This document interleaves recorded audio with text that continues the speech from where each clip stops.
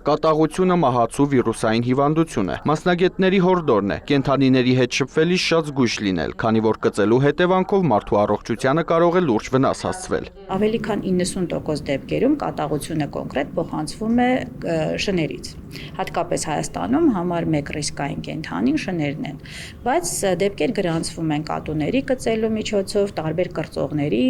ուրեմն կծելու ճանապարհով փոխանցում եւ վերջերս նաեւ դեպքեր են գրանցվել անգամ կովերի ու այլ ընտանի խոշոր եղջերավոր կենդանիների դեպքում։ Ոմանք տանը շուն ու կատու են պահում, ոմանք ծովախոզուկ, ոմանք էլ բոլորը միասին։ Կենդանին ընտանի լինի թե վայրի, միևնույնն է, եթե կծի վտանգավոր է։ Վարակված կենդանիներին անզեն աչքով տարբերել հնարավոր չէ, միայն լաբորատոր հետազոտությամբ։ Մենք ունեցանք վերջերս դեպք, որ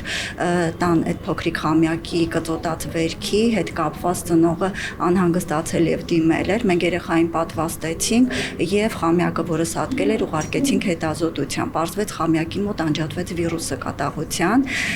Ուզում եմ դրա վրա էլ ուշադրությունը ծնողները կենտրոնացնեն։ Ընդհանուր առմամբ դիմելությունը բարձրացել է շատ։ Կենդանու կծելու հետևանքով մարդուն կարող են նաև այլ հիվանդություններ փոխանցվել։ Օրինակ կապիկի դեպքում բացի կատաղությունից պետք է զգուշանալ նաև հերպես B կամ կապիկի հերպես վիրուսից։ Վերջին տարվա ընթացքում 24 թվականին հենց մեր Մուրացյան համալսարանական կլինիկայում մենք ունեցել ենք գրեթե կրկնակի ավելի կծած վերքեր, քան նախորդ 2 տարիների ընթացքում։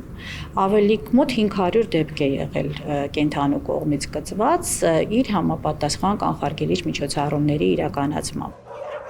Ինչ պետք է անել, եթե կենդանին կծել է ձեզ։ Բժշկի ցուցումները։ ԱՀԿ-ի կողմից նոր մոտեցում է, որ կծած վերքը 15 րոպեի ընթացքում պետք է լվացվի հոսող ջրով եւ օճառով։ Մենք նախկինում ուղակի ասում էինք լվալ օճառով, ժամկետ չֆիքսելով, բայց հիմա ասում են, որ առնվազն 15 րոպե կծելուց հետո վերքը պետք է լվալ օճառով եւ անմիջապես դիմել բուժօգնության։ Կծած վերքերը կարող են նաև հանգեցնել փայտացման, եթե դրանք հողոտվեն։ Մասնագետները խորհուրդ են տալիս ժամանակին պատվաստվել եւ կանխարգելել այս հիվանդությունը։ Արամ Մանանդյան, Ժիրայր Հաբետյան, լուրեր։